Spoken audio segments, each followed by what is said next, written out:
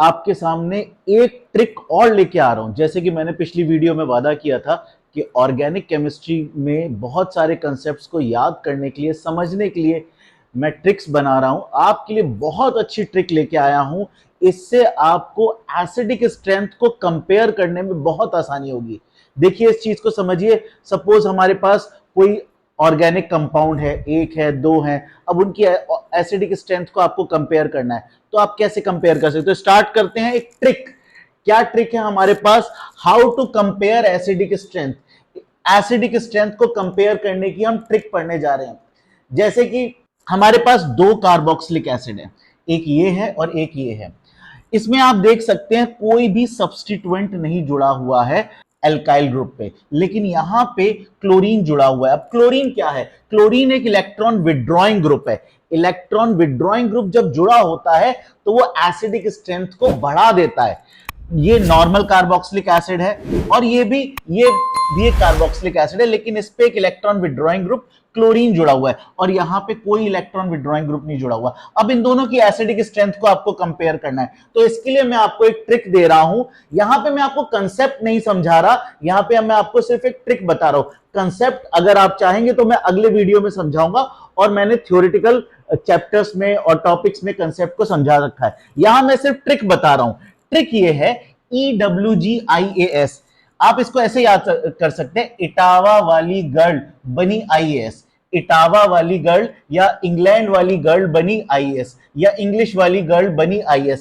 अब इन एब्रीविएशन का क्या मीनिंग क्या है? EWG का क्या मीनिंग है? Electron withdrawing group increases acidic strength. यानी अगर किसी कंपाउंड पे इलेक्ट्रॉन विड्रॉइंग ग्रुप, जैसे कि हमारा यहां पे क्लोरीन एक इलेक्ट्रॉन विड्रॉइंग ग्रुप है। कैसे हम समझ सकते हैं इलेक्ट्रॉन विड्रॉइंग है? क्योंकि इलेक्ट्रोनेगेटिविटी क्लोरीन की कार्बन से ज्यादा है।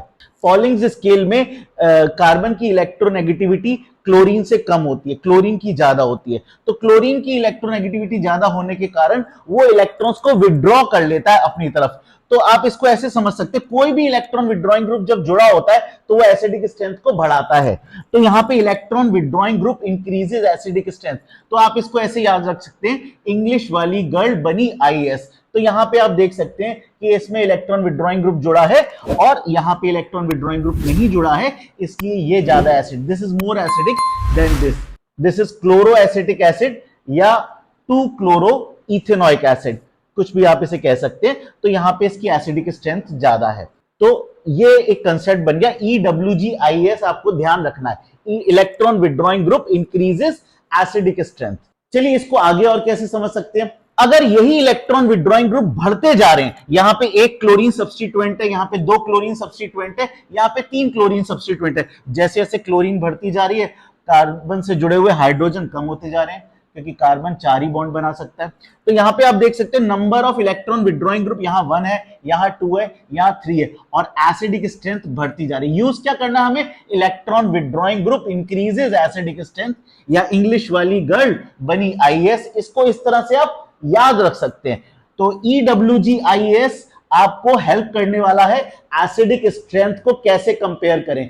तो ये एक छोटी सी ट्रिक है जिसको आप याद कर सकते हैं। अब एसिडिक स्ट्रेंथ को अब अगले वीडियो में मैं बताऊंगा। इलेक्ट्रॉन विड्रॉइंग की जगह जब डोनेटिंग ग्रुप हो जाएगा तो इंक्रीजेस की जगह डिक्रीज कैसे हो जाएगा, ये आप हमारी नेक्स्ट वीडियो में। यहां पे ये शॉर्ट ट्रिक से आप समझ सकते हैं कौन सा कंपाउंड, कौन सा एसिड ज्यादा एसिडिक है। तो आप ये ध्यान रखिए, इलेक्ट्रॉन विड्रॉइंग ग्रुप जहां बढ़ते जा रहे हैं वहां एसिडिक स्ट्रेंथ बढ़ती जा रही है। यहां पे 1 क्लोरीन है, यहां 2 है, यहां 3 है, तो electron withdrawing group increases acidic strength. बार बार आप बोल के इसे अपने दिमाग में बिठा सकते हैं।